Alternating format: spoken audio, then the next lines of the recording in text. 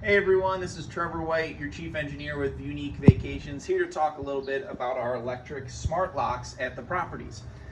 So when you book your reservation before your arrival, the week before, you'll receive an email that has your individual access code to the property. So you get to just come straight to the property to check in, use your digital access code. There's no keys. You don't have to come to our office to pick up keys, which is really nice. You'll just check in directly at the property. Once you receive that access code, we're going to show you how to utilize it here at the property. It'll be a 6-digit code that you'll type in, and then you'll hit our check mark in the bottom left-hand corner. So for the example here, we'll use the code 820533 check mark.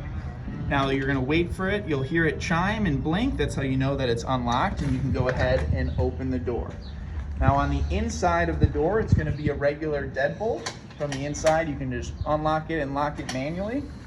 When you leave the property, you're going out to St. Armand's to enjoy some food at a restaurant, you simply just hit any button and it's going to lock. It'll chime and blink to indicate that it has locked, but it's always good to just do a little test there.